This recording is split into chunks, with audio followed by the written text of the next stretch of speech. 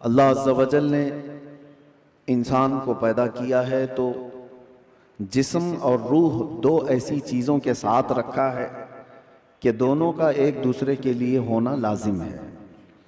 रूह के बगैर जिस्म का भी कोई काम नहीं, और रूह है, जिस्म नहीं है तो उस रूह को भी कोई काम नहीं। रूह और जिस्म दोनों लाजिम मलजूम है, और जब तक इन दोनों का रिश्ता है जिंदगी है, और जहां इन दोनों का रिश्ता टूटा तो उसको मुर्दा कहा जाता है।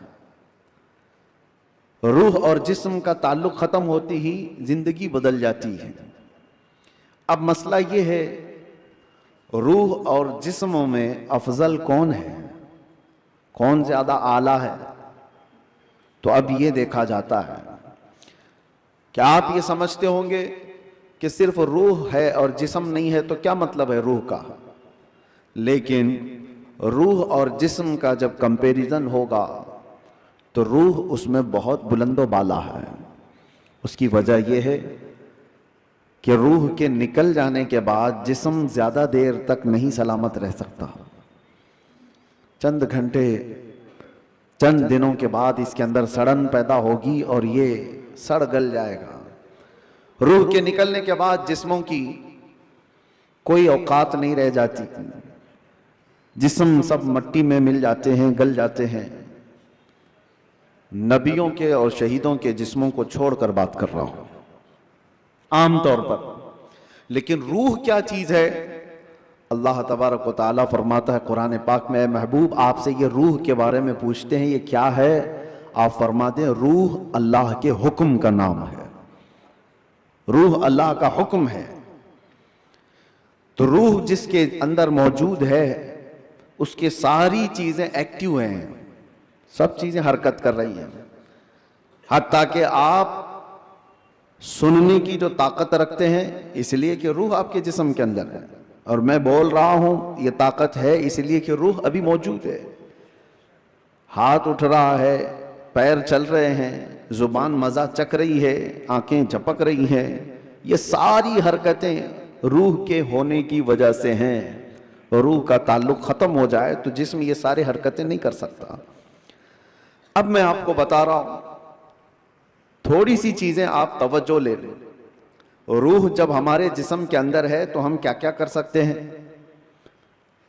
और रूह निकल जाने के बाद क्या नहीं कर सकते, ये दिमाग में रखिए आप। एक मुर्दा ना हाथ उठा सकता है, ना पैर उठा सकता है, ना आंख खोल सकता है, ना जुबान से चख सकता है, कुछ नहीं कर सकता। लेकिन रूह होने के वक्त आप भी और हम भी क्या क्या कर सकते हैं?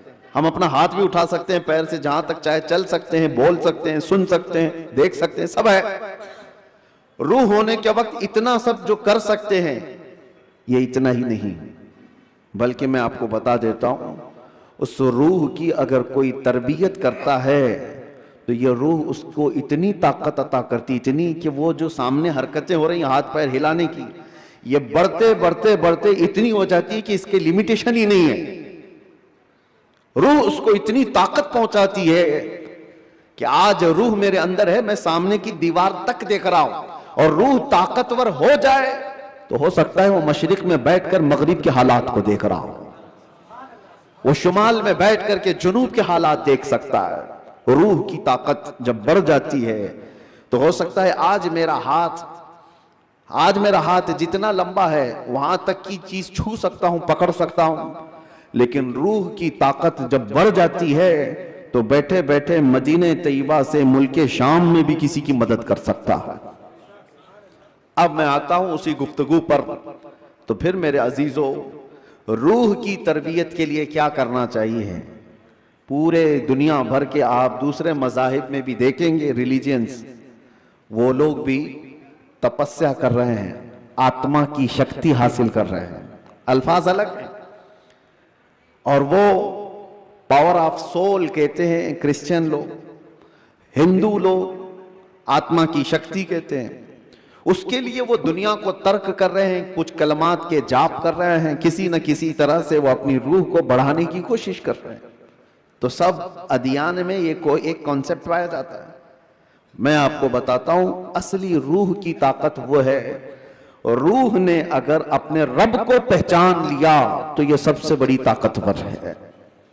और रूह जिस वक्त अल्लाह रब्बुल इज्जत को, अपने खालिक को पहचान लेती है, तो वो रब तबारक व तआला की कुर्ब पाने का जो उसका मकाम है वो विलायत का मकाम है, और वहीं से उसकी ताकत का इजाफा हो जाता है। हमें इस रूह की तरबियत कैसी करनी है, रूह की तरबियत कैसी हो। देखें, आपको एक सिंपल सी बात बता रहा हूं, जिस्म को सुबह नाश्ता ना करो, दोपहर का खाना ना खाओ, तो शाम तक आप हिलने लग जाएंगे। और अगर 3 वक्त का खाना छोड़ो तो कमजोरी जिस्म पर और चेहरे पर जाहिर होने लग जाएगी। क्यों? इसलिए कि जिस्म को भूख लगती है और हम खाना खाते हैं। इसी तरह रूह को भी भूख लगती है। रूह की ग़िज़ा अल्लाह का जिक्र है, जिक्रुल्लाह है। और जब बंदा अल्लाह का जिक्र करता है तो उसकी रूह तरोताजा होती है। और यहां तो बरसों से अल्लाह का जिक्र ही नहीं किया तो किसी की रूह बीमार इतनी हो चुकी है कि उसे कुछ नहीं पता, सिर्फ चलता फिरता एक लाशा है, चलता फिरता एक जिस्म है, रूह तो है मौजूद लेकिन बड़ी कमजोर और बड़ी गरीब। इस रूह को ताकतवर बनाओ अल्लाह के जिक्र से, जिक्रुल्लाह से। अब आपको मैं बताता हूं, जहां ये रूह सलामत होती है, इंसान का जिस्म मर भी जाए तो अल्लाह तबारक व तआला उसकी रूह को इसी तरह बाकी रखता है। रूह बाकी है, मरने के बाद भी इंसान के जिस्म को कब्र में रख दिए जाने के बाद भी रूह बाकी है, रूह बाकी है। और रूह जब तक ताकतवर है वो क्या से क्या कर सकती है। तसर्रुफ अल्लाह तबारक व तआला उसको अता किया है। मौत के बाद भी औलिया कामिलीन की जिंदगियां हम जो देखते हैं वो इसी बुनियाद पर है कि उन्होंने अपनी जिंदगियों में जिस्म से ज्यादा अपनी रूह का ख्याल किया। लोग अपनी बॉडी बनाने के लिए जो मेहनत करते हैं, कोई बात नहीं, कितने कितने घंटों लोग जिम करके अपनी जिस्म को मजबूत बनाना चाहते हैं। ये जिस्म सिर्फ दिखा सकते हैं सामने लोगों को, या किस लिए? कि फिट रहने के लिए। कुछ लोग किसी को मुक्का मारने के लिए कर रहे हैं, लेकिन उसका 10% भी अगर रूह की तरबियत पर तवज्जो दी जाए तो मेरे अजीजों, ताकत व कुव्वत का यह आलम होगा कि औलिया कामिलीन की सफ में अल्लाह तबारक व तआला आपको वो मकाम अता फरमाए। रूह की ताकत की तरफ तवज्जो। आज पूरी दुनिया इससे दूर भागी हुई है, सारी चीजें, हमारी रूहानियत निकल गई। हम मेटल पर मेहनत कर रहे हैं, हम जिस्मों पर मेहनत कर रहे हैं, हम कपड़ों पर, अपने जाहिर पर मेहनत कर रहे हैं। रूह के लिए जो औलिया कामिलीन के यहाँ तरबियत होती थी वो खाल खाल नजर आ रहे हैं। पहले खानकाहों में, जानते हैं आप, माररा मुतहरा हिंदुस्तान की बहुत बड़ी खानकाह है जहां से आला हजरत भी बैत हुए थे। इमाम अहले सुन्नत मुजद्दिद दीन व मिल्लत जहां से बैत हुए, वो खानकाह सादात की, आले रसूल वहां पर हैं। हजरत शाह हमजा आइनी रदी अल्लाह तआला ने, बड़े पाए के बुजुर्ग हैं, उनके पास लोग आते थे तरबियत हासिल करने के लिए, अपने जिंदगियों को संवारने के लिए, यही रूह की तरबियत के लिए। तो उनको क्या क्या कराया जाता था पता है? सबसे पहली चीज उनकी तरबियत ये होती थी कि जो चीज तुम्हारी जिंदगी में हावी होने की कोशिश कर रही है उससे अपने आप को छुटकारा दिलाना।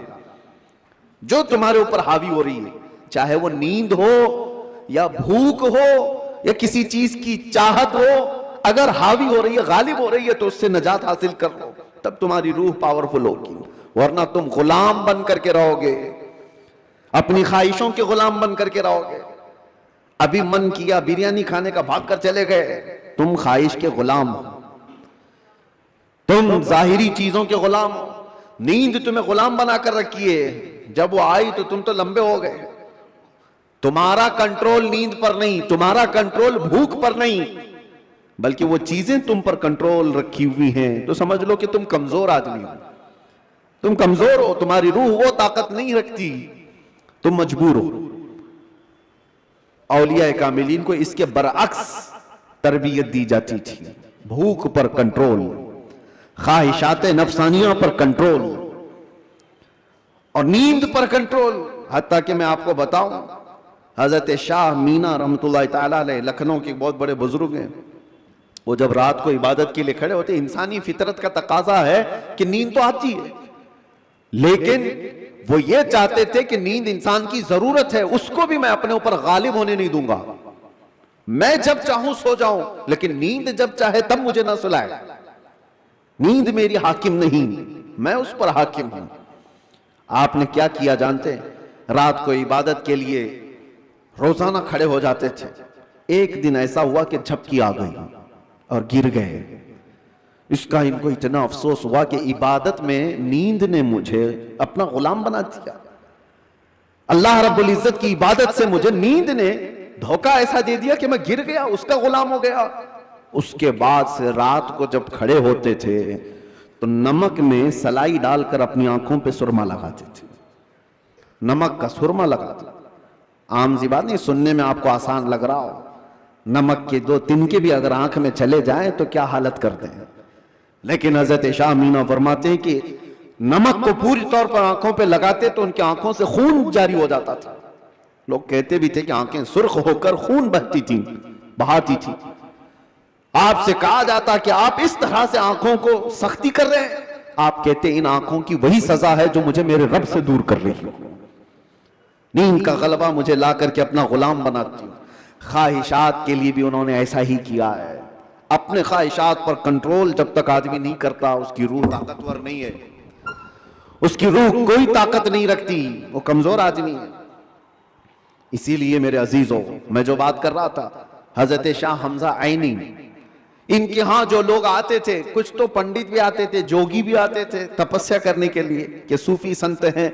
इनके यहां जो तरबियत होती है वो बहुत आला दर्जे की होती है। आप ये कहते थे कि इंसान सबसे ज्यादा किन चीजों का मोहताज है? खाने का, पीने का, सोने का, यही सब चीजें ना। इस पर तो वो कंट्रोल करा ही देते थे।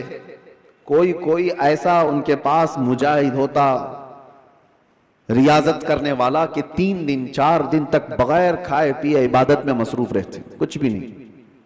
और ये पॉसिबल है क्योंकि अल्लाह ने इंसान की बॉडी को फ्लेक्सिबल बनाया है। इसको जैसा बंदा ढालता है वैसा जिस्म बनता है। कोई चीज इम्पॉसिबल नहीं है। बुजुर्गों ने यह तरबियत किया। अब एक मकाम ऐसा आया कि खाने पीने की बात तो छोड़ो, ये जो मोहताजी है, जो भूख लगती है, इससे तो उन्होंने किनारा कर लिया। एक शागिर्द ने उनसे कहा कि हुजूर, खाने से तो हम मोहताज नहीं है, जब हम चाहेंगे खा लेंगे। भूख हमको गुलाम नहीं बना रही, याद, प्यास भी हमको गुलाम नहीं बना सकती। लेकिन ये जो सांस लेते हैं इसके तो हम मोहताज हैं। सांसों के बगैर तो रह नहीं सकते। आपने फरमाया मैं वो भी तरबियत तुम्हें करा दूंगा, उसकी भी तरबियत करा दूंगा।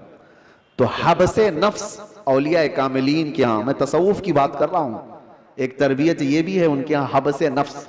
हबसे नफ्स या हबसे दम जिसको कहा जाता है, क्या है? उनको सांस रोकने की तरबियत दी जाती थी। सांस रोक लो, आप अपनी नाक और मुंह बंद करके देखो कितनी देर रोक सकते हो, शायद 1 मिनट, क्योंकि आदत नहीं है। 1 मिनट से ज्यादा अपने नाक और मुंह को पकड़ नहीं सकते। लेकिन तरबियत के बाद माररा मुतहरा की तारीख में है, हजरत शाह हमजा आईनी की बारगाह में जो तरबियत पाते थे, उनको सांस रोकने की जो तरबियत दी जाती थी, फजर के बाद वो सांस को रोकते थे तो जोहर तक लेकर जाते थे। जोहर तक। लोगों को ऐसा लग रहा होगा कि उड़ती हुई बातें हैं। नहीं मेरे अजीजों, जब बंदा अपने जिस्म को ढालता है किसी चीज में तो अल्लाह तबारक व तआला हर चीज उसके लिए मुमकिन बना देता।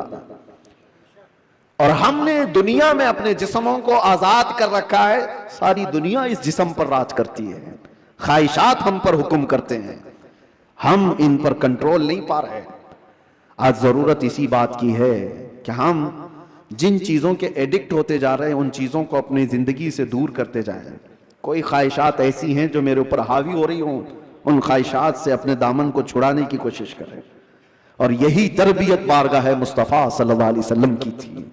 एक बात मैं आपको बताता हूं, मजबूरी के आलम में भी औलिया कामिलीन ने अपने आप को दुनिया के हवाले नहीं किया, दुनिया के हवाले नहीं किया। वो बचने की हर मुमकिन कोशिश करते रहे। एक बुजुर्ग के मुतालिक हमने पढ़ा है, हजरत मुश्की रहमतुल्लाह अलैह, इराक के एक बुजुर्ग, लेकिन वो जवान शख्स, मुश्की गालिबन अब्दुल्लाह कुछ नाम था, बहुत खूबसूरत, देखने में बिल्कुल हैंडसम नौजवान, एक कपड़े की दुकान पर काम करते थे।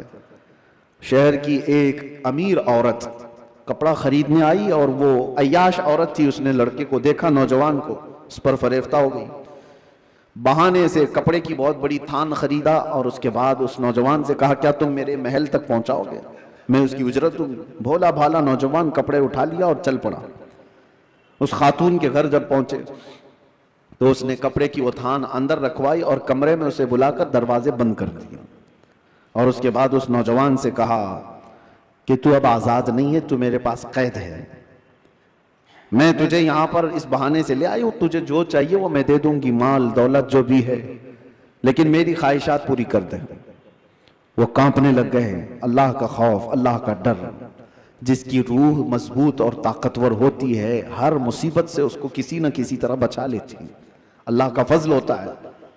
उस नौजवान ने कहा, यह हरगिज मैं नहीं कर सकता, मैं नहीं कर सकता। उस खातून ने कहा, तो फिर तुम यहां से बच के भी नहीं जा सकते, किसी हालत में तुम बच के भी नहीं जा सकते, और ना किसी को पता है कि तुम यहां अंदर हो। कल को मैं ये इल्जाम भी लगा सकती हूं कि तुमने मेरी इज्जत को तार तार किया है और तुम्हें मैं फांसी की सजा भी दिला सकती हूं। उस नौजवान की मजबूरी देखें कि खातून ने ऐसे उसके ऊपर हावी होने की कोशिश की कि किसी भी तरह से उसको गुनाह की सरजमीन पर धकेल दे। लेकिन ये नौजवान है, अचानक न जाने दिलो दिमाग में क्या ख्याल आया, कहा कि ठीक है, मुझे इस्तिंजा करना है, तहारत, टॉयलेट जाना है। उसने कहा यहीं अंदर ही है, अंदर तुम फारिग हो जाओ। तो वो तहारत खाने में गया। नौजवान कुछ नहीं देखा, वहां की गलाजत उठा करके अपने चेहरे पर, अपने जिस्म पर सब लगा लिया और बाहर आया उस खातून के पास। उस औरत ने देखा कि बदबू और ये गलाजत ये जिस्म पर, वो चीख मारकर दरवाजे खोलती है कि कोई पागल आया, इसको घर से निकालो, जल्दी यहां से निकालो इसको। तो सारे लोगों ने पकड़ करके इनको निकाल दिया कि पागल नौजवान घर के अंदर कैसे घुस आया। इनको इसकी नहीं पड़ी थी कि मुझे लोग पागल कहें, लोग मेरी बदबू को देखें, लोग मुझे गलाजत मला हुआ शख्स कहें, कुछ फिक्र नहीं थी। वो नौजवान वहां से निकला और रास्ते में एक कुएं में जाकर उसने गुस्ल किया। रिवायत में मौजूद है, उसके बाद से हर दिन उनके जिस्म से मुश्क की खुशबू आती थी। अल्लाह तबारक व तआला के लिए जब बंदा अपने जिस्म को बचा लेता है तो रब तबारक व तआला उसको हमेशा के लिए महफूज कर देता है या खुशबूदार कर देता है। यह बात मैं इसलिए अर्ज कर रहा हूं कि जिन लोगों ने ख्वाहिशात पर कंट्रोल पा लिया, वो थोड़ी देर की तकलीफ तो हो सकती है, लेकिन हमेशा के लिए अल्लाह अज़्ज़ा व जल ऐसी इज्जत बख्शता है कि आप उसको गुमान भी नहीं कर सकते, गुमान भी नहीं कर सकते। आज हमारे रूहों की तरबियत की जरूरत है, जिस्म से ज्यादा रूह की तरबियत करो। और जिसकी रूह खलीज हो गई है, उस रूह का लोगों के दरमियान रहना एक मुर्दे की तरह है, मुर्दे की तरह है। इसीलिए मैंने देखा है, तारीख में आपको पता है, हजरत साबिर कलियरी रहमतुल्लाह तआला अलैह के मुतालिक आपने सुना होगा कि आपसे आपके मुरीद ने पूछा था कि फना और बका क्या चीज है, तो आपने फरमाया था कि मैं तुमको बाद में बताऊंगा। फना और बका, फना का मतलब खत्म हो गया, बका का मतलब बाकी रहने वाला। तो आपका इंतकाल हुआ, आपका गुस्ल कफन सब करके जनाजे के लिए रखा गया, तो कौन आगे बढ़े नमाज पढ़ाने के लिए? सफ़ें लगी हुई थी, हजारों की तादाद में लोग मौजूद थे। एक घुड़सवार आए, चेहरे पर कपड़ा पड़ा था, सीधे वो इमामत के आगे बढ़ गए, नमाज पढ़ा लिया। सारे लोग उनके पीछे नमाज भी पढ़ ली, किसी ने पूछा नहीं। और वो आए हुए बुजुर्ग नमाज जनाजा पढ़ाकर निकल रहे थे, तो उनके वो मुरीद खास जो साबिर कलेरी के थे, उन्होंने उनको पकड़ा और पूछा, आप कौन है?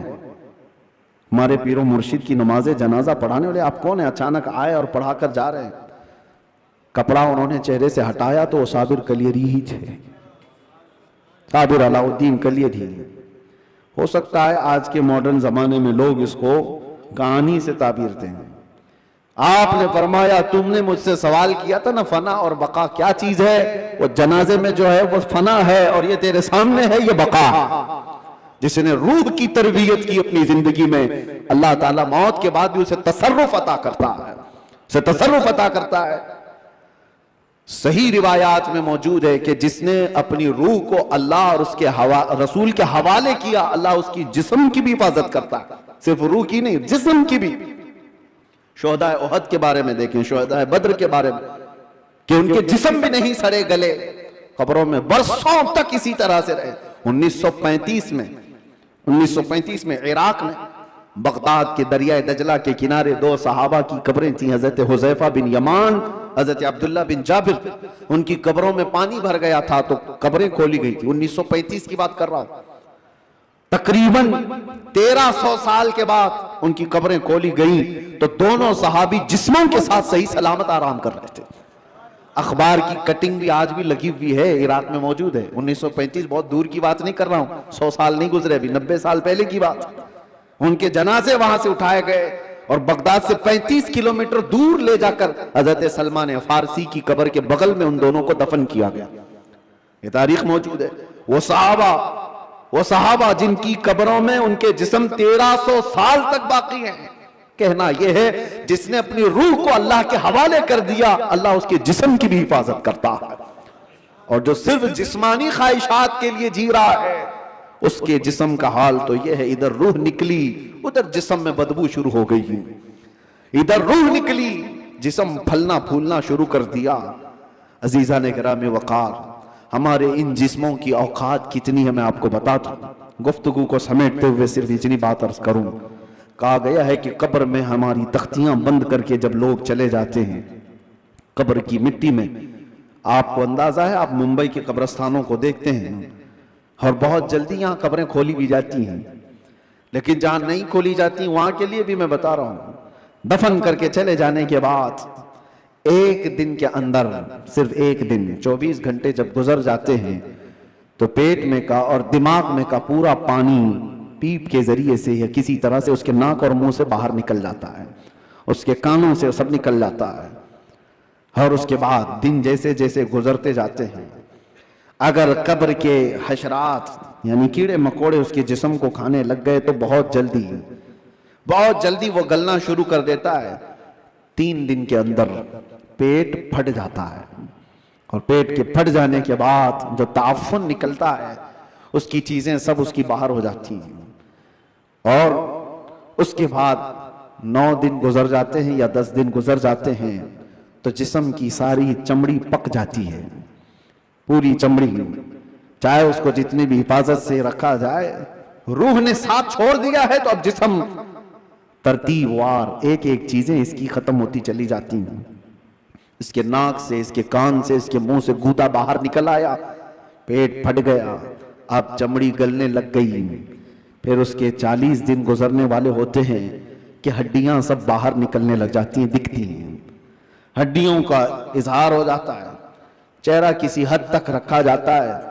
कहा गया कि महीना गुजर जाता है तो कि उसकी आंखों की पुतलियां भी बाहर निकल जाती हैं।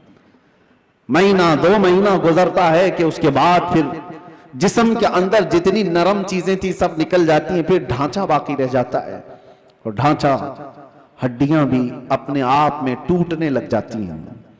उसके पैरों की हड्डियां उसके कमर से अलग हो जाती हैं, उसके घुटने से उसके रान की हड्डियां अलग, उसके बाजुओं की हड्डियां अलग। इसीलिए 6 महीने साल भर के बाद जब आप कब्र को दोबारा खोद रहे होते हैं तो पूरा ढांचा किसी को नहीं मिलता, किसी की घुटने की हड्डी, किसी के सर की खोपड़ी और किसी के पैर की हड्डी, यही सब चीजें मिलती हैं। जिस्म सब छोड़ चुका होता है। ये वही जिस्म है जिसको हम घंटों आईने के सामने सजा रहे होते हैं।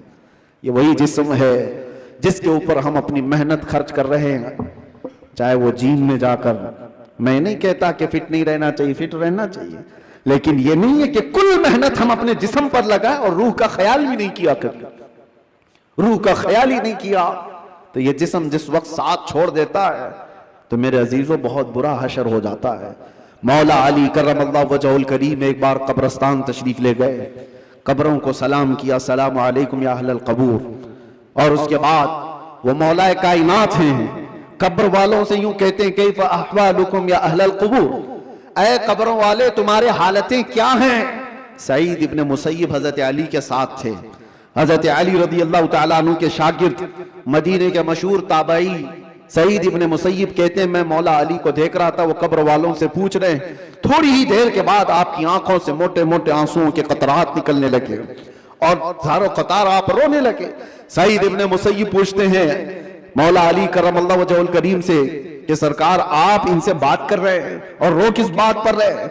मौला अली ने फरमाया, मैंने इनसे सिर्फ इतना पूछा कि तुम्हारी हालतें क्या हैं, तो कब्र वालों ने मुझे जवाब दिया, ए अली हमारी क्या हालतें पूछते हो? उस चेहरे को रब तबारक व तआला ने बिच्छुओं की ग़िज़ा बना दिया है जिसको हम सजाया करते थे। उन बालों को जिनमें हम कंगा करते थे पीप निकल आया है, कीड़े खींच रहे हैं। हमारी उन आंखों को आज खीरा कर दिया गया है, इन आंखों को सियाह कर दिया गया है। हमारे वो बाजू जिस पर हमें बड़ा नाज था हम आज हिला भी नहीं पाते और इनको बड़ी मजबूती के साथ तोड़ दिया गया है, खत्म कर दिया गया है। हज़रत अली करमल्लाहु वजहुल करीम सईद इब्ने मुसय्यब से कहते हैं, कब्र वालों के ये जवाब सुनकर बताओ क्या मैं मुस्कुरा सकता हूं, क्या मैं हंस सकता हूं? तो फिर अल्लाह का खौफ है कि मैं ज़ारो कतार रो पड़ा। मेरे अजीजों, हम सब भी उसी मंजिल के राही हैं, हम भी उसी आखिरी मकान के मुसाफिर हैं जहां हम सबके साथ ये होना है। इसलिए जब तक रब तबारक व तआला ने हमारे जिस्म में रूह बाकी रखा है, इस रूह की तवज्जो करो, इसकी तरबियत करो, वरना वक्त गुजर जाने के बाद कुरान पाक में है कई ऐसे लोग हैं जो कहते हैं रब तआला से, क्या कहते हैं? लो कुन्ना नुरद्दु, ऐ अल्लाह अगर काश एक बार हमको तू लौटा दे, कुन्ना नअमल, हम बहुत अच्छा अमल करेंगे, अमलन सालिहा, हम नेक बन करके आएंगे। लो नुरद्दु, हम लौटा दिए जाएं, अगर एक बार हमें दोबारा दुनिया में भेज दे, हम पक्के मोमिन बन करके आएंगे, हम नेक इबादतगार बन करके आएंगे। रब ताला फरमाता है, कल्ला, हरगिज नहीं, जो वक्त था वो बीत चुका, अब अमल का वक्त नहीं, अब सिर्फ हिसाब का वक्त है, अब सिर्फ हिसाब का वक्त है। इसीलिए अरबी में एक मकौला मैं पढ़ता था अपने तालिब इल्मी के जमाने में, मैंने तो अपने सिराने पर उसको लगाया हुआ था, हासिबू कब्ल अन तुहासबू, अपना हिसाब पहले पूरा कर लो इससे पहले कि तुम्हारा हिसाब लिया जाए। अपना कैलकुलेशन पूरा करेक्ट करके रख लो कि इससे पहले कि तुम्हारा हिसाब लिया जाए। अजीजा निगरामी, आज हमारी जिंदगियां ऐसी हैं, हम इनकम टैक्स के डर से तो अपना हिसाब पूरा सही करने की कोशिश तो करते हैं, सीए को दे दिया, उसको दे दिया, सबसे पूछताछ करके कि कहीं कोई लूप होल्स ना रह जाए ताकि हम पकड़ में ना आए। बैंकों के मामलात सही कर रहे हैं कि कहीं हम ईडी के छापे में ना आ जाए, इनकम टैक्स के छापे में ना आ जाए। ये ज्यादा से ज्यादा तुम्हें क्या कर सकते हैं, जिंदगी में ही तो सजा दे सकते हैं, लेकिन इनको छुपा भी सकते हो अपने मामलात। सीए तुम्हें छोटे रास्ते भी बताता है और अलग शॉर्ट रास्ते भी बताता है, लेकिन उस रब्बुल आलमीन की बारगाह में तुम कोई हीला बहाना नहीं कर सकते। यअलमु खाइनतल अयुनि व मा तुख्फी सुदूर, वो तुम्हारी आंखों की खयानत को भी देख रहा है और दिल में छुपे हुए हालात को भी देख रहा है। उसके दरबार में क्या छुपा सकते हो? और जो फरिश्ते तुम्हें कब्र में पूछने आएंगे वो रिश्वत भी नहीं लेते हैं, वो किसी के बारे में सिफारिश को कबूल भी नहीं करते। उनका हाल तो यह है जितना रब ने उनको हुक्म दिया वो पूरा करके ही रहते हैं। अगर फरिश्ता रिश्वत लेने वाला होता तो कितने तो मालदार पैसे देकर इजराइल अलैहिस्सलाम से जान तो बचा लेते, अपनी रूह निकाले जाने से बचा तो लेते। जहां बंदा डॉक्टरों को पैसे देता है, मलकुल मौत को भी तो दे सकता था, लेकिन पूरी दुनिया को ये मालूम है कि ये फरिश्ता रिश्वत नहीं लेता, ना ही ये किसी को एक मिनट आगे पीछे होने देता है। जब ये सारे मामलात तय हैं और सबको मालूम है, तो आओ मेरे अजीजों उस बारगाह मुस्तफ़ा सल्लल्लाहु अलैहि वसल्लम में, जहां मेरे आका सल्लल्लाहु ताला अलैहि वसल्लम ने इंसानों की तरबियत फरमाई, उनकी रूह की तरबियत फरमाई। वो कौन थे जो सहाबा बने? शराब की जिंदगियां उनकी भी थी, जुए की जिंदगियां उनकी भी थी, बच्चियों को पैदा होते ही गर्दन मरोड़ करके मार देने वाली जिंदगियां उनकी भी थी, माँ और बहनों को बाजारों में नीलाम कर दिया जाता था, अरब की यह जिंदगी थी। लेकिन एक अरब ने आदमी का बोलबाला कर दिया, खाक के जर्रों को हमदोशे सुरैया कर दिया। खुद न थे जो राह पर औरों के हादी बन गए, क्या नजर थी जिसने मुर्दों को मसीहा कर दिया। मेरे आका सल्लल्लाहु ताला अलैहि वसल्लम ने फिर उनको किस मकाम पर पहुंचाया? ये वो अरब के बद्दू लोग थे जिनको दुनिया वहशी कहती थी, मगर मेरे मुस्तफा सल्लल्लाहु अलैहि वसल्लम की तरबियत में आए तो फिर मकाम ये बना, असहाबी का नजूम। खुद मेरे आका ने फरमाया मेरे सहाबा सितारों की मानिंद है, जिसकी भी पैरवी करोगे हिदायत पा जाओगे। उनको बुलंद मकाम हुआ था किया कि चांद भी उनको देखे तो रश्क करे। वो मकाम मेरे आका की उस जलोत खाने में, उस खलवत कदे में हुआ है। इसीलिए दुनिया की यूनिवर्सिटियां, दुनिया के स्कूल जिस्म तो बना सकते हैं और मदीने का दरबार तुम्हारी रूह को बनाता है। रूह को बनाता है। बारगाह मुस्तफ़ा सल्लल्लाहु अलैहि वसल्लम में हम अपने आप को सरेंडर करें, और इसीलिए मेरे आका ने फरमाया ला युमिनु अहदुकुम हत्ता यकून हवाहु तबअन लिमा जितु बिही। उस वक्त तक तुम में से कोई भी मोमिन नहीं हो सकता जब तक अपनी ख्वाहिशात को मेरी मर्जी के मुताबिक ना बनाते। जब तक आप अपनी ख्वाहिशात को रसूलुल्लाह की मर्जी के मुताबिक नहीं करते, तब तक तो पक्के मोमिन भी नहीं हैं। इसीलिए आज ये अहद करो कि हमारा जीना मरना हुजूर की मर्जी के मुताबिक होगा। हुजूर पाक की मर्जी के मुताबिक हो तो फिर रूह भी ताकतवर होगी। इसीलिए मेरे मुर्शिद ने कहा, जिंदगी ये नहीं किसी की किसी के लिए, जिंदगी है नबी की नबी के लिए। अरे ना समझ मरते हैं जिंदगी के लिए, जीना मरना है सब कुछ नबी के लिए। या रसूल अल्लाह, दहन में जुबान तुम्हारे लिए, बदन में है जान तुम्हारे लिए। हम आए यहाँ तुम्हारे लिए और उठे भी वहां तुम्हारे लिए। जब बंदे का ये अकीदा बन जाए तो फिर देखो उसकी जिंदगी में इनकलाब कैसे आता है। रब तबारक व तआला हम सबको हमारे कमजोर जिस्मों से नजात अता कर मजबूत रूहानी ताकत अता फरमाए। मौला करीम हमारी आंखों में नूर मुस्तफा अता फरमाए, हमारे दिल को वसवसों से महफूज फरमाए, हमारे बाजुओं में कुव्वत हैदरी अता फरमाए। मौला करीम इस पूरी उम्मत को इस्लाह की तौफीक अता फरमाए। रब्बुल आलमीन हमारे दरमियान सलाहुद्दीन पैदा फरमा, हमारे दरमियान खालिद इब्ने वलीद के नक्शे कदम पर चलने वाला जवान अता फरमा, सहाबा का सच्चा शहदाई अता फरमा, गौस व ख्वाजा का गुलाम हमारे खानदानों में अता फरमा। रब्बुल आलमीन हमारी जुमा को कबूल फरमा, हाजिरीन के सजदों में लज्जतें अता फरमा। व आखिर दावाना अनिल हम्दुलिल्लाहि रब्बिल आलमीन। एक बात याद रखो मेरे अजीजों, अभी मैं देख रहा था कोई पड़ोसी मुल्क का एक मौलवी साहब जो मीलाद मुस्तफ़ा सल्लल्लाहु अलैहि वसल्लम के मुतालिक सवाल किया जा रहा है तो दिल का कोड़ बाहर निकल आता है, नहीं नाजायज है ये, कहीं है नहीं। सामने वाले ने कहा कि सुना है सुन्नी लोग जवाब में कहते हैं कि मक्का में हुजूर पैदा हुए थे तो मक्का वालों ने मीलाद नहीं मनाई, इसलिए कि कुफार और मुशरिकीन थे जब हुजूर वहां पैदा हुए थे। लेकिन जब मदीने तैयबा तशरीफ ले गए थे तो मदीने वालों ने दफ बजा करके हुजूर का इस्तकबाल किया था, हुजूर की आमद का शानदार इस्तकबाल किया था।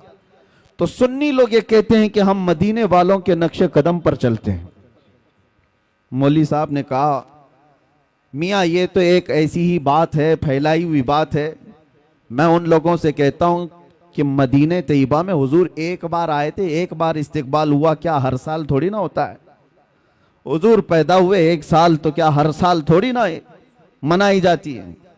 जबकि उस कमबख्त मौलवी साहब को ये नहीं पता हर साल आज़ादी के मौके पर खुद भी खड़ा होता है, पूरे मुल्क की आज़ादी की खुशियों में बच्चों को भी झंडे लेकर खड़ा होता है। हम उनसे पूछते हैं तुम्हारा मुल्क एक बार आज़ाद हुआ था कि हर साल आज़ाद होता है? एक ही बार हुआ था, लेकिन उसकी यादगार तो मनाते हो। यहां पर कोई उनको जवाब नहीं है। उसको ये कहते हैं कि नहीं ये तो एक दुनियावी मामलात है, इसको दीन पर क़यास ना करो। इनके घर में चोर बेटा पैदा हो, पता ही नहीं इसका मुस्तकबिल क्या होने वाला है, पता ही नहीं है। बड़ा होकर के डाकू बनेगा कि डॉक्टर बनेगा मालूम नहीं, लेकिन बर्थडे हर साल उसका होना चाहिए। केक भी बड़ा लाओ, मिठाइयां भी लाओ, लोगों को दावतें भी दो। सबके घर इससे आजकल बच्चे किसी के नहीं है। हो सकता है किसी क्या थोड़ा, किसी क्या ज्यादा, लेकिन मना रहे हैं सब। एक ट्रेंड नहीं है बर्थडे मनाने का। तुम नहीं भी मनाओ तो बच्चे तुम्हारी गर्दन पे चढ़ के पूछते हैं मेरा बर्थडे है, क्यों नहीं मना रहे? वो बच्चों को आज मैं ये तालीम देना चाहता हूं कि अल्लाह ना करे तुम्हारे यहां कहीं पर भी ये सड़न अगर आ गई जो हुजूर की मीलाद पर ये कहते हैं एक ही साल हुजूर तशरीफ लाए थे, हर साल क्यों? तो अपने बाप से भी कहो मैं एक ही बार पैदा हुआ था, हर साल बर्थडे क्यों? हर साल क्यों? मेरे अजीजों, जिसका फ्यूचर मालूम ही नहीं ये क्या होने वाला है, उसकी खुशियां मनाते हो। और जो महबूबे रब्बुल आलमीन है, जिसका आना यहां पर बरकत है और जिसका रहना यहां रहमत है, और उसके आने के दिन को हम यादगार नहीं मना सकते। दूसरी एक और बात फैलाई जाती है, ये इसलिए कि कंफ्यूजन में दूर करना चाहता हूं। सुन्नी लोग बेचारे ऐसे बौछार आ जाते हैं तो परेशान होकर के कहते हैं ऐसा है क्या, क्योंकि इल्म से वास्ता कम रहता है। लेकिन सोशल मीडिया पर आजकल आप ज्यादा एक्टिव हैं, तो हम भी चाहते हैं कि उसी तरह से आपको जवाब भी परोस दिया जाए। एक चीज और फैलाई जाती है कि 12 रबीउल अव्वल को तुम तो हुजूर की विलादत की खुशी मनाते हो, जुलूस निकालते हो, तुम्हें ये नहीं मालूम सुन्नियों कि हुजूर का उस दिन इंतकाल भी हुआ था, हुजूर उस दिन दुनिया से रुखसत भी हो गए थे। तो गम होना चाहिए, जो सहाबा को इतना गम था। सहाबा थोड़ी ना खुशियां मना रहे थे, हुजूर के जाने का दिन है। क्या अजीब चीज के जरिए से लोगों के जहन को खरीदने की कोशिश की जाती है। यह ऐसी ही बात है, मैं आपको बताता हूं, इस पर मैं जवाब बाद में देता हूं। अभी हम मदीने शरीफ में थे तो एक साहब मट्टी लेकर के आए थे वापस।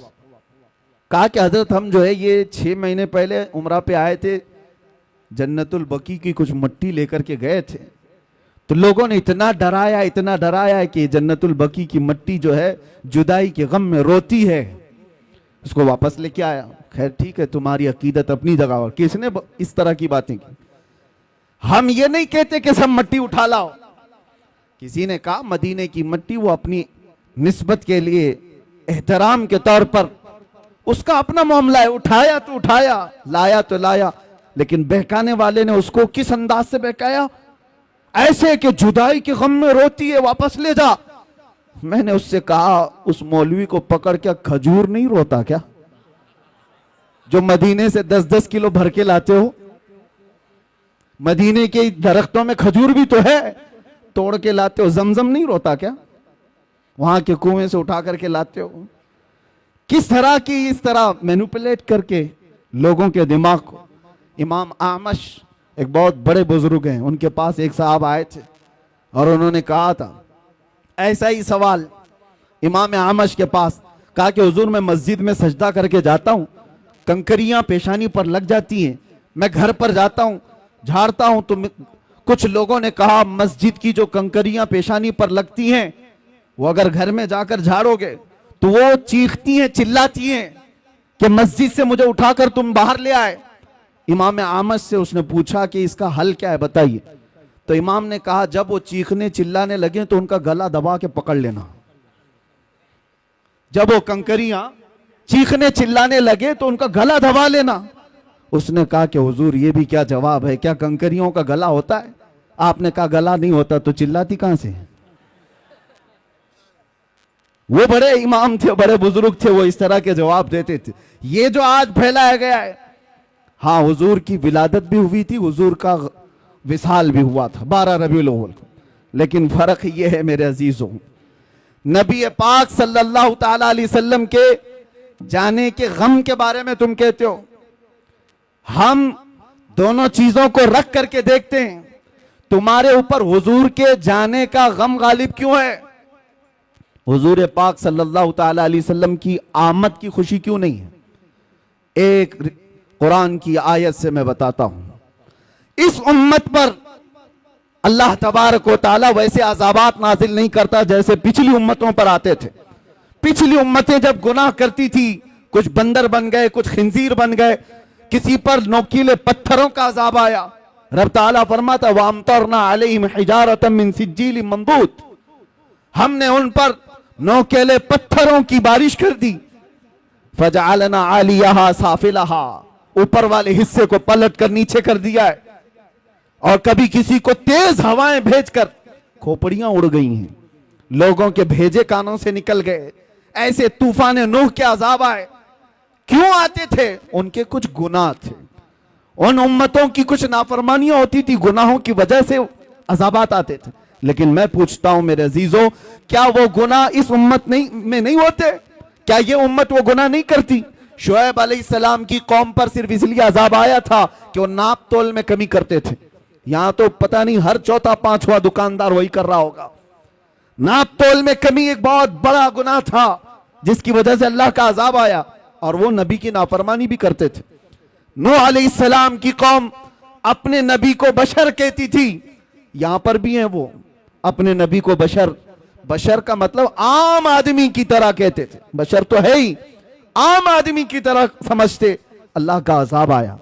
लेकिन इस कौम में वो सारे गुनाह हैं, जिना भी है, चोरी भी है, डकैती भी है, नाप तोल में कमी भी है, नाफरमानियां है, शिरक है, कुफ्र है, अज़ाबात क्यों नहीं आते? इसका जवाब खुद रब्बे ज़ुल जलाल कुरान में फरमाता है, वमा कान अल्लाहु लियुअज़्ज़िबहुम व अंत फीहिम। अल्लाह ताला इस उम्मत पर वैसा अजाब नाजिल नहीं करेगा इसलिए कि इनके बीच में मेरा महबूब जलवागर है। अब ये आयत तवज्जो चाहता हूं, अल्लाह ने क्या फरमाया? व अंत फीहिम, ऐ रसूल आप इनके बीच में हैं, आप इनके बीच में हैं, इसलिए अल्लाह का अजाब नहीं आता। कुरान से पूछो क्या वो 63 साल ही अजाब नहीं आया था या अब तक नहीं आ रहा है?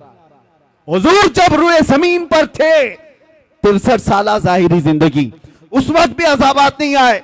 1400 साल गुजर गए, अब भी वो अजाबात नहीं आते, बल्कि कयामत तक वैसे अजाबात नहीं आएंगे।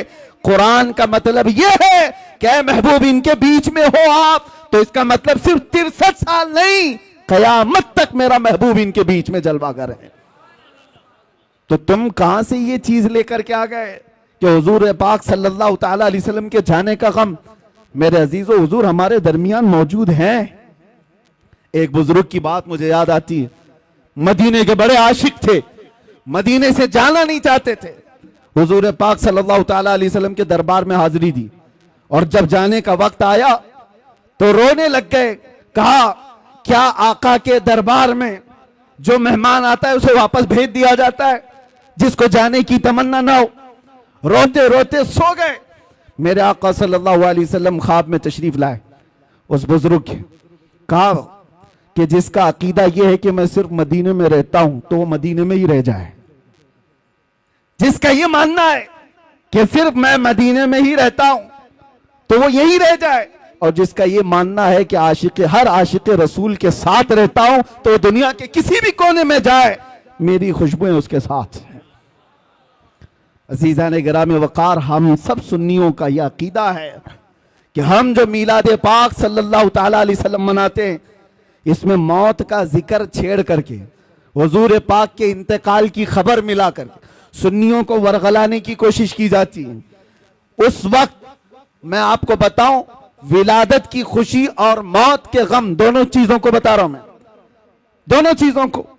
विलादत के दिन सबसे ज्यादा गम अगर किसी को था तो वो इबलीस को था। यह पक्की बात है कि नहीं? शैतान को सबसे ज्यादा गम था। और ये साहब कुछ लोग एतराजात करते हुए ये कहते हैं कि मिलाद के बारे में हम लोगों पर एतराज करते हो कि हम शैतान के चेले, हम मिलाद नहीं मनाते। और इबलीस लईन को हुजूर पाक सल्लल्लाहु अलैहि वसल्लम के जाने की खुशी हुई थी और तुम लोग उस दिन खुशियां मनाते हो। इबलीस उस दिन खुशियां मना रहा था कि हुजूर इंतकाल कर गए। झूठे हो, झूठ बोलते हो। जिस दिन हुजूर का इंतकाल हुआ उस दिन भी शैतान खुश नहीं था, बल्कि वो ये कह रहा था ये तो दुनिया से चले गए लेकिन इस्लाम पूरे कोने तक फैल जाएगा। इबलीस तो तुमसे ज्यादा जानता था, इसलिए हुजूर के इंतकाल के दिन इबलीस खुश नहीं था जो हम पर एतराज करके बोलते हैं। इबलीस खुश नहीं था, वो उस दिन भी गम में था कि हुजूर गए तो गए लेकिन सिद्दीक भी छोड़ गए, फारूक भी छोड़ गए, उस्मान भी है, हैदर भी है, और नबी पाक सल्लल्लाहु ताला अलैहि वसल्लम का ये मिशन ना रुका था ना रुकेगा। अजीज़ान गिरामी वक़ार, ये मीलाद के सिलसिले में चंद बातें थी जो आपको बताना जरूरी है, और बल्कि हर साल ये रिपीट की जाती हैं और अब महफूज रहेंगी। अगला साल फिर आएगा, फिर आप ये चीजें सुन लेना। ये स्प्रे का काम करेंगी, जब जब कहीं से कॉकरोच आए तो स्प्रे मार देना। नौजवानों के लिए खास तौर पर अपने अकीदे की हिफाजत करो, अपने अकीदे की हिफाजत करो। जान है इश्क मुस्तफा रोज फजू करे खुदा, जिसको हो दर्द का मजा नाजे दवा उठाए क्यों। आज मैं ये बात अर्ज करना चाहूंगा जो कुरान की आयत मैंने तिलावत की। अल्लाह फरमाता अल्लाहु व रसूलुहु अहक्कु अन युर्दू, अल्लाह और उसका रसूल ही ज्यादा हकदार हैं कि उनको राजी किया जाए। बस अल्लाह और उसके रसूल ही ज्यादा हकदार हैं कि उनको राजी किया जाए। तुम किसको किसको राजी करने में लग गए? दुनिया कभी राजी नहीं होगी। जिसके लिए तुमने दाढ़ियां छिलाई, जिसके लिए तुमने अपने हुलिये बदल दिए, जिसके लिए तुमने अपने अखलाक बदल दिए, वो दुनिया तुमसे राजी ही नहीं हुई। तुम महंगे महंगे कपड़े डिजाइन के फैशन के पहन करके सोचने लगे दुनिया को दिखाऊंगा। दुनिया फिर भी तुम पर उंगली उठाती रही, ताने मारती रही, लेकिन मेरे अजीजों ये कभी राजी नहीं हुई, कभी नहीं। जिन दोस्तों को राजी करने के लिए तुमने अपने माँ बाप को तर्क किया था, रात रात भर जो तुम्हारी माँ इंतजार करती उनको छोड़कर 2 टके के नौजवानों की दोस्ती पर तुम रात गुजार लेते हो, और आवारगी पर ले जाने वाला हर अय्याश नौजवान, सुन ले ये बात, ये जिस नौजवान के लिए तूने अपने पैसे पानी की तरह बहाए थे और उसको खुश रखने के लिए अपनों को तक छोड़ दिया था, कल ये तेरे साथ क्या करने वाला है। इधर सांसों की माला रुक गई, टूट गई, तो कब्र में दफन करने के बाद आधा घंटा भी तुम्हारी कब्र पर खड़ा होना उसे पसंद नहीं है, रुखसत हो गया, मुट्ठी भर भर करके मिट्टी डाला और चला गया। यही है वो दुनिया। इसीलिए कुरान ये कहता है इस दुनिया में अगर सबसे ज्यादा हकदार कोई है जिसको राजी किया जाए वो अल्लाह और उसके रसूल है, और दुनिया इसको राजी करने के लिए बहुत पापड़ बेलने पड़ते हैं। कितनी मर्तबा अगर किसी के साथ कुछ हो गया, तुम्हारी तकरार हो गई, देखो उसको मनाने के लिए कितना वक्त लगता है, कितना वक्त लगेगा, लेकिन रब तबारक व तआला का दस्तूर और मेरे महबूब अकरम सल्लल्लाहु अलैहि वसल्लम का दस्तूर क्या है। यहां बंदा एक बार आता है, एक सजदा करे, अल्लाह उसे माफ फरमाए, वो एक सजदे में राजी हो जाए। और इधर मेरे मुस्तफा करीम सल्लल्लाहु ताला अलैहि वसल्लम, जिनका दरबार आली ये है, आला हज़रत फरमाते हैं चोर हाकिम से छुपा करते हैं, और यहां पता है ना दुनिया में क्या है, जो चोरी किया हुआ है वो पुलिस से डरता हुआ घूमता है, पुलिस पकड़ लेगी वो छुपता रहता है। लेकिन या रसूल अल्लाह तुम्हारा दरबार ही अलग है, चोर हाकिम से छुपा करते हैं, और यहां तेरे दामन में छुपे चोर अनोखा तेरा, करके तुम्हारे गुनाह मांगे तुम्हारी पना, और तुम कहो दामन में आ, तुम पे करोड़ों दुरूद। ये बारगाह मुस्तफा करीम सल्लल्लाहु अलैहि वसल्लम का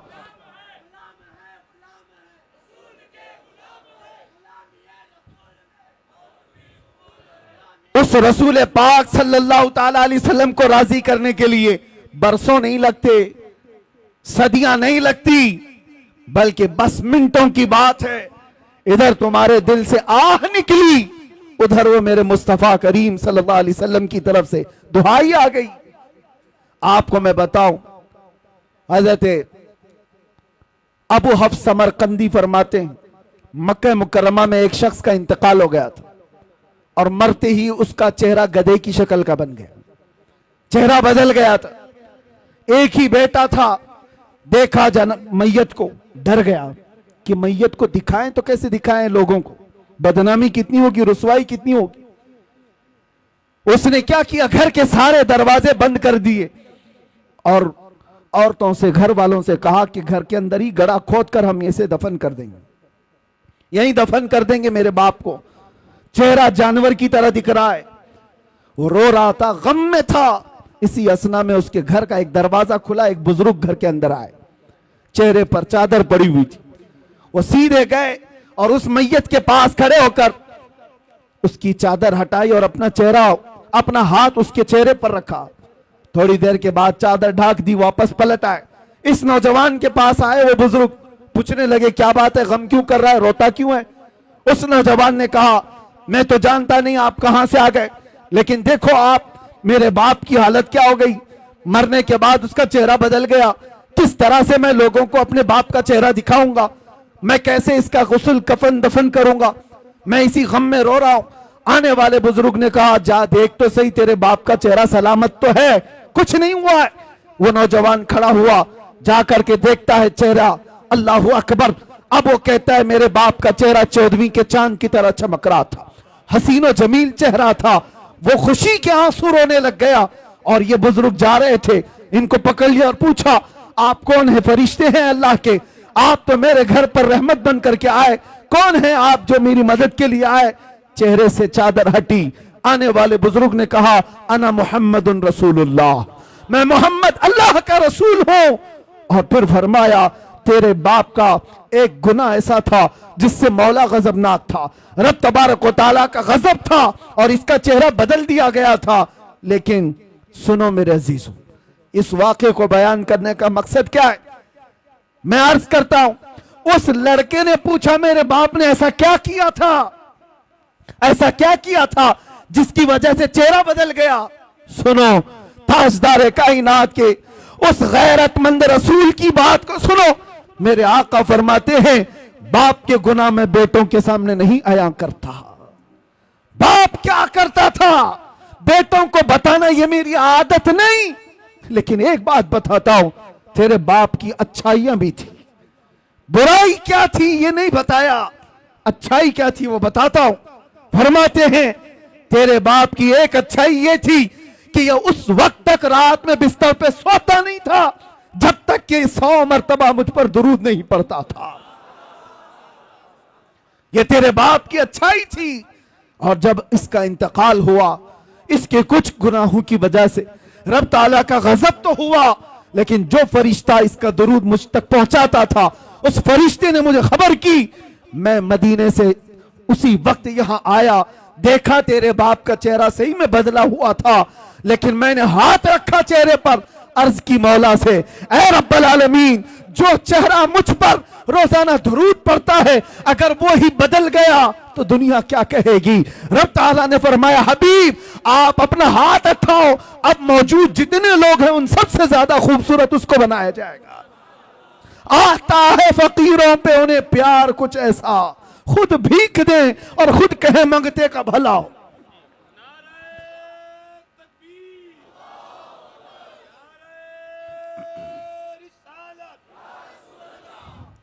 ये बात किस लिए मैंने अर्ज की?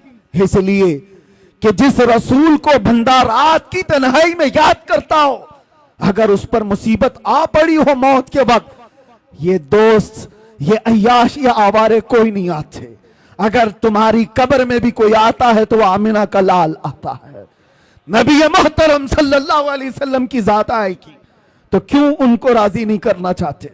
आला हजरत का भी यही पैगाम था, आज ले उनकी पना, आज मदद मांग उनसे, कल न मानेंगे कयामत में अगर मान गया, वहां पर फिर नहीं माना जाएगा। आज आ जाओ, राजी उनको करो, उस नबी पाक को राजी कर लोगे, दुनिया सब तुमसे राजी करा दी जाएगी, लोगों के चेहरे तुम्हारी तरफ फेर दिए जाएंगे। मैं एक अदना सा कुत्ता हूं दरबारे मुस्तफा का, बल्कि उसमें भी शुमार हो जाए तो किस्मत की बात है। सगे तैबा सब मुझे कह करके पुकारे बेदम, यही रखी हो मेरी पहचान मदीने वाले। हमारी इससे ज्यादा की औकात भी नहीं, लेकिन मैं एक बात अर्ज करता हूं, हमने लौ लगाई थी बारगाह मुस्तफा की तरफ और हमने सारा मौजू, सारा उन्वान समेट करके ये तय किया था कि अब जिंदगी बाकी है तो हुजूर पाक सल्लल्लाहु अलैहि वसल्लम के नामूस की हिफाजत के लिए ही बोलेंगे। ये अर्ज किया, अहद किया था, इसका असर हम देखते हैं। साल नहीं गुजरे, साल 2 साल नहीं गुजरे, लाखों के दिलों को अल्लाह ने इस तरफ फेर करके रख दिया। पता ये चला वो अगर राजी है तो मौला पूरी कायनात को एक तरफ फेर देता है। उनको राजी करो। और चप्पे चप्पे पर इमाम अहमद रजा की बात यूं ही नहीं फैलाई जाती। आला हजरत, ये कभी आला हजरत आए यहां पर, लेकिन अभी मैं कहूं इश्क मोहब्बत, इश्क मोहब्बत एक ही जुमला है, ये एक ही है। किसी भी जगह पर जाओ, आला हजरत ने अपने प्रचारक नहीं पैदा किए थे, एडवर्टाइजमेंट के लिए कोई बहुत ज्यादा सरमाया खर्चा नहीं किया था, ना ही उनके सिपाहियों को दौड़ा रखा था, ना सोशल मीडिया का दौर था। लेकिन जाओ दुनिया के जिस कोने में भी वो नाम जरूर तुम्हें मिलेगा, आला हजरत। क्यों? इसलिए कि जिंदगी भर जिसको राजी करने की कोशिश करते रहे, तो मेरे मुस्तफा का ये कानून है, जो उनका होता है अल्लाह ताला उसकी मोहब्बत हर एक के दिल में पैदा करता है। और आज आला हजरत को हम यूं नहीं याद करते कि आला हजरत ने हमें फतावा रज़विया दे दिया है, आला हजरत ने हमें ये दे दिया, वो दे दिया है, बल्कि जहां से याद करते हैं तो यूं कहते हैं, डाल दी कल्ब में अज़मत मुस्तफा। क्यों याद करते हैं? डाल दी कल्ब में अज़मत मुस्तफा सय्यदी आला हजरत पे लाखों सलाम।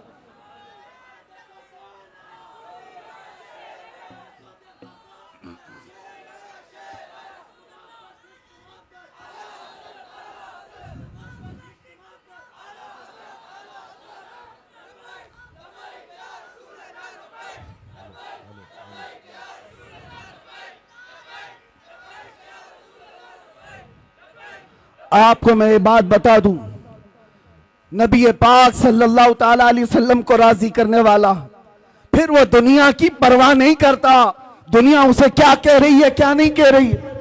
यही तो इकबाल ने कहा, दो आलम से करती है बेगाना दिल को। बात समझो, दो आलम से करती है बेगाना दिल को, अजब चीज है लज्जत आशनाई, अजब चीज है लज्जत आशनाई। ये बिलाल हबशी को मिली तो उन्होंने ये नहीं देखा कि उनका रंग क्या है। ये सलमान फारसी को मिली, उन्होंने ये नहीं देखा कि गुर्बत क्या है। जिसको भी ये लज्जत आशनाई मिलती है वो फिर सिर्फ और सिर्फ उनकी रजा की कोशिश करता है, महबूब रूठने न पाए। आपको पता है, इसके लिए अल्लाह व रसूलुहु अहक्कु अन युर्दू, इस पर मैं बात कर रहा हूं। हिजरत का मौका है, मशहूर वाक़या आपको पता है, गारे सौर में मेरे आका सल्लल्लाहु अलैहि वसल्लम सिद्दीक अकबर के साथ है। एक सांप हजरत अबू बकर सिद्दीक के पांव में काट रहा था, वाक़या पता है। और उसके बाद जहर चढ़ भी गया। नबी पाक सल्लल्लाहु ताला अलैहि वसल्लम वहां मौजूद है गार में। सांप से कटवाना आसान बात नहीं है। अरे मियां, अगर कांटा भी चुभ जाए तो हमारा जिस्म बेख्तियारी में हिल जाता है, आपको हिलाने की जरूरत नहीं।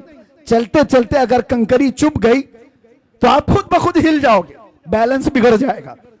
आपके अंदर इख्तियार नहीं है कि चाह करके हिलूंगा, नहीं, बेख्तियार हिल जाते हो, कांटा भी चुभे।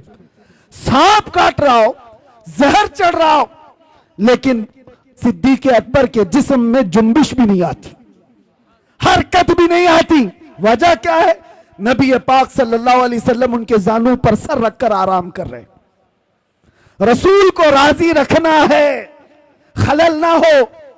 और इधर ये सांप, आप आज भी तहकीक करके मालूम कर लो, सांप का जहर ऐसा है कि आधे घंटे में आदमी मर सकता है। कुछ सांप ऐसे हैं आधे घंटे में आदमी मर सकता है। सिद्दीक अकबर को जो सांप काट रहा था, बरसों पुराना सांप, जहर चढ़ चुका है, लेकिन आपके जिस्म में हरकत नहीं, आप पांव तक हिलाना नहीं चाहते। उनको पक्का मालूम होगा कि यह सांप का जहर अगर ऊपर तक चढ़ आया तो अभी थोड़ी देर के बाद मेरी मौत हो जाएगी, मौत हो जाएगी, जान जाने वाली है। और रसूलुल्लाह को वो नींद से उठाना नहीं चाहते। सिद्दीक बल्कि गार में जान उन पे दे चुके, हिफ्ज़े जान, जो जान फुरूज़े गुरर की है। आला हजरत कहते, पता है आपको मैं बताता हूं, मुसलमान हो तो सबसे पहला फर्ज क्या है पता है आपको? सबसे पहला फर्ज, आप तो कहेंगे ईमान की बात पूछ रहा हूं, कलमा नहीं, सबसे पहला फर्ज है जान बचाना, जान की हिफाजत सबसे पहला फर्ज। फिर उसके बाद दूसरे फर्ज है नमाज या दीन की हिफाजत, ये दूसरा फर्ज। जो सबसे पहला फर्ज है वो जान बचाना।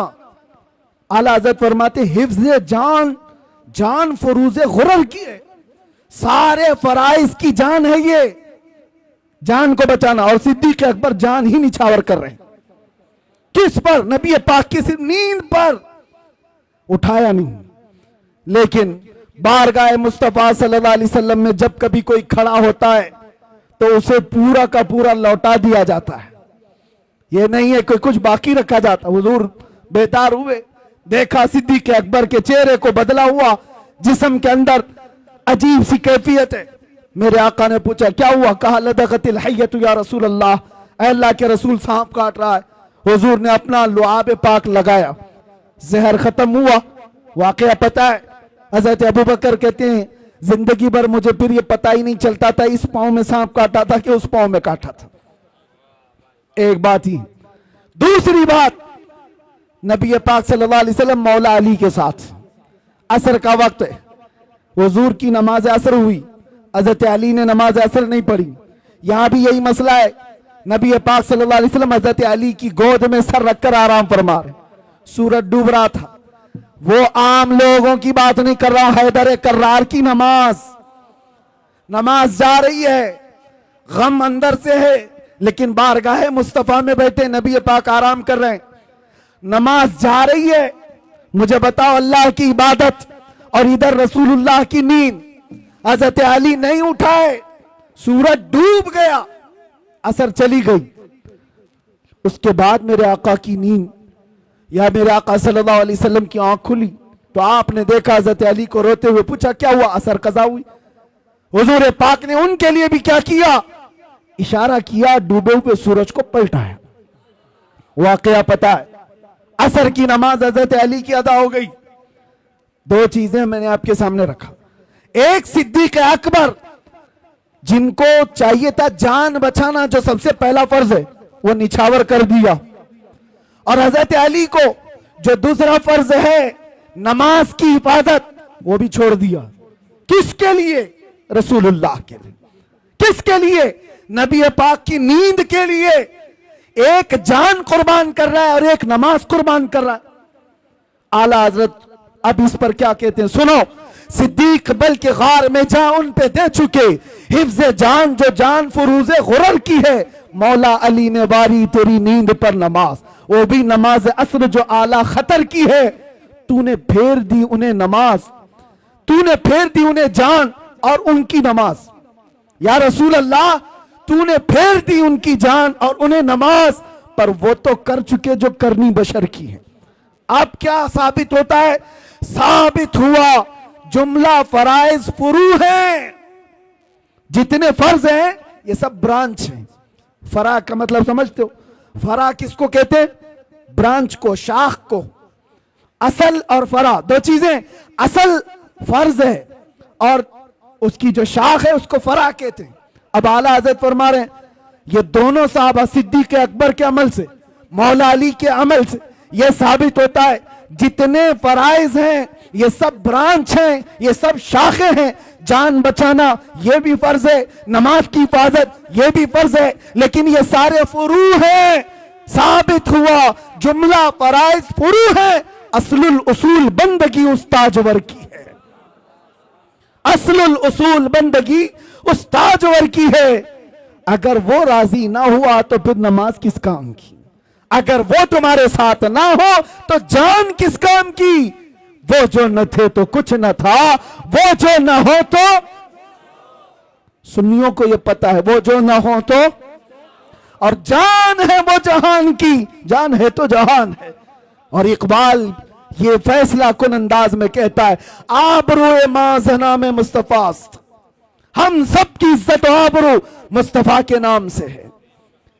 हर चे दरी दुनिया बाद मुस्तफास्त, जो कुछ भी दुनिया में है वो मुस्तफा के बाद है।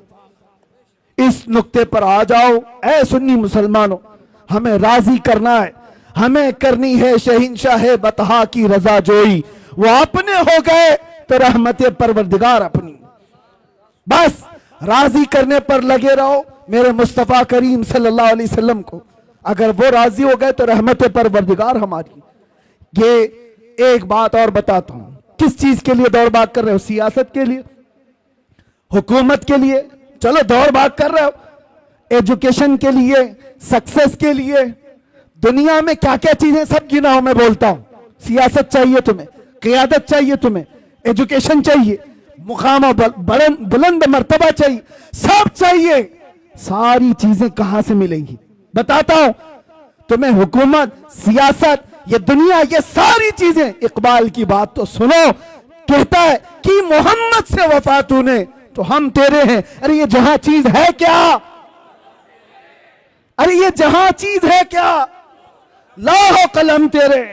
तो सियासत और हुकूमत की बात कर रहा है, ये जहां चीज है क्या? हुजूर से वफा करके देख, लाहो कलम तेरे हैं। पता है हुजूर से वफा करने वाला गुलाम एक उमर इब्न खत्ताब, मिस्र से एक कासिद आया था, यह कहता हुआ कि दरियाए नील हर साल सूख जाता है। दरिया आज भी है, वो दरियाए नील हर साल सूख जाता है। और मिस्री लोग क्या करते हैं, इजिप्शियन लोग 16 साल की एक नौजवान लड़की को दुल्हन बनाकर जुलूस निकालते हैं और उसको ज़बह करते हैं, दरिया में डालते हैं, फिर पानी ऊपर आ जाता है। हर साल बलि चढ़ानी पड़ती थी, हर साल बलि चढ़ाई जाती थी। लेकिन जब इस्लाम आया तो वहां पर मौजूद सहाबी ने यह लिख करके भेजा, अमीरुल मोमिनीन अब की बार क्या किया जाए, हम क्या किसी लड़की को ज़बह करने की इजाजत देंगे? मौला उमर इब्न खत्ताब ने कहा नहीं, हरगिज नहीं। एक खत लिखा उस सहाबी रसूल को जवाब, उनको भी जवाब में लिखा, और एक खत लिखा दरियाए नील के नाम पर। आज तक दुनिया में देखा है आपने किसी को कि कोई दरिया को भी खत लिख रहा हो? कोई दरिया को भी खत लिख रहा हो? दरिया के नाम पर लिखते हैं उमर इब्न खत्ताब, ऐ दरिया नील, उमर इब्न खत्ताब रसूलुल्लाह का गुलाम तुझसे कहता है, अगर तू अपनी मर्जी से चलता है तो हमें तेरी कोई हाजत नहीं, और अगर अल्लाह के हुक्म से चलता है तो उमर का हुक्म है कि अभी चल पड़ा। खत लिखा, सहाबी रसूल को भेज दिया। एक खत उनके नाम था, एक खत दरिया नील के नाम पर था, और हजरत उमर का हुक्म था जो मेरा खत दरिया नील के नाम पर है वो दरिया में डाल दो। अल्लाह अकबर। मेरे अजीज़ों, सिर्फ वाकयात नहीं है, सुनो।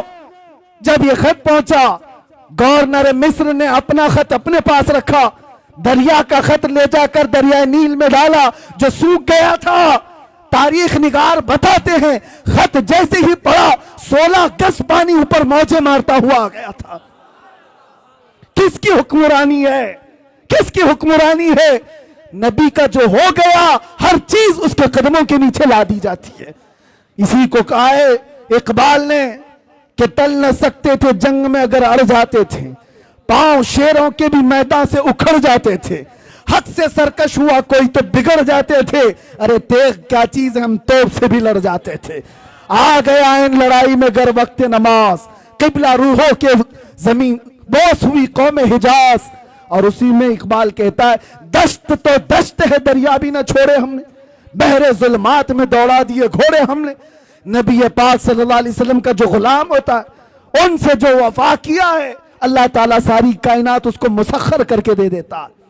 वो तो सिर्फ दरिया की एक मिसाल मैंने दी, दरिया की एक मिसाल दी। सहाबा कराम के ऐसे ऐसे वाकयात। हजरत सफीना एक जंगल में रास्ता भटक गए थे, मदीने के करीब एक जंगल में रास्ता भटक गए। कहते हैं मैं रास्ता नहीं पा रहा था, अचानक एक दरिंदा आ गया, शेर, मुंह फाड़े हुए मेरे सामने आ गया।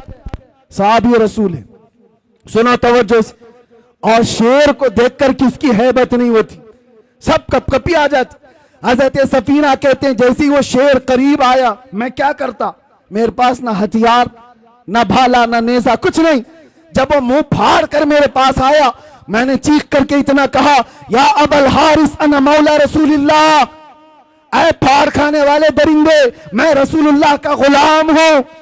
हजरत सफीना कहते हैं वो शेर सर झुकाकर मेरे तलवे चाटने लगा और दुम हिलाता हिलाता रास्ता दिखाता दिखाता मुझे मदीने तक छोड़कर गया। उनके जो हो जाओ कायनात उसकी तरफ है। इसीलिए कुरान क्या कहता है, अल्लाह व रसूलुहु अहक्कु अन युर्दू, अल्लाह और उसके रसूल इस बात के ज्यादा हकदार हैं उन्हें राजी किया जाए। ये जितनों को राजी करने के लिए तुम पापड़ बेलते रहते हो, झंडे लगाकर अपने गलों में पट्टे डालकर इसके उसके नारे लगा लगा कर, होता क्या है सियासी लोग तुम्हें लॉलीपॉप तो दे सकते हैं बाकी कुछ नहीं। और क्या है इनके पास, इधर से धक्का मारा उधर पहुंचा, उधर से धक्का मारा इधर पहुंचा, और इनके खुद के 5 साल के ठिकाने नहीं। जिनके 5 साल के ठिकाने नहीं उनसे तुम अपनी आबरूएं वाबस्ता किए हो, अपनी उम्मीदें वाबस्ता किए हो। और जो सुल्तान और बादशाह क़यामत तक का है उसके दरबार की तरफ हाथ क्यों नहीं उठाते, उसके दरबार की तरफ उठाओ। इसीलिए मारहरा का अजीम कलंदर अपने दौर में हुजूर सैयदुल उलमा जब वो दौरे करते थे, उनका भी एक वक्त था जब हुकूमत भी कांप रही थी उनकी जुबान से निकलने वाले अल्फाज और हजारों के मजमे में उनका असर देखकर। और उस जमाने में हुकूमत एक डिक्टेटरशिप की तरह थी। लेडी प्राइम मिनिस्टर उनकी तरफ से सुना गया कि कहा गया, मियां सैयद मियां आप राज्यसभा की कुर्सी ले लीजिए, आप भी पार्लियामेंट के मेंबर बन जाइए। तो आप सैयद मियां रहमतुल्लाह अलैह ने फरमाया था, जिसके पास आयतल कुर्सी हो उसे तेरी कुर्सी की जरूरत नहीं।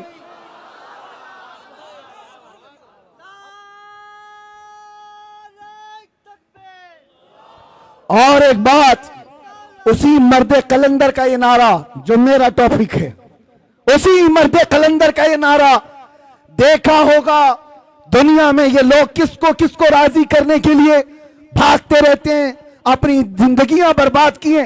40-40 साल जिन्होंने नौकरी की, आज उनकी हालत क्या है? जेलों में बंद पड़े हुए, उनको पूछने वाला कोई नहीं, और झंडे उठाकर घूमते थे और आज जेलों में बंद पड़े हो। मैं नहीं कहता कि जेल में किसी कसूर की वजह से गए हो कि नहीं गए हो, लेकिन काश मुस्तफा के नाम पर गए होते तो दुनिया का हर चप्पा तुम्हारे लिए दुआ कर रहा होता। तुम तो किसी पार्टी की नौकरी करके गए, किसी पार्टी की नौकरी करते गए, अपनी जिंदगी के बेश बहा वक्त किसी की धोती उठाने में, किसी की साड़ी उठाने में। इनका हाल यही है, इनके साथ बैठा इनको राजी किया, उनके साथ बैठा उनको राजी किया, इलेक्शन में इसकी सीट ज्यादा आ गई, दर बदल लिया। ये सब करने वालों के अंजाम क्या होते? इसीलिए सैयद मियां का ये नारा सुनो, ये सारे हालात देखकर मारे राम मुतहरा के मर्द कलंदर का ये नारा था, किसी की जय विजय क्यों पुकारें, क्या गरज हमको, हमें काफी है सैयद अपना नारा या रसूल अल्लाह।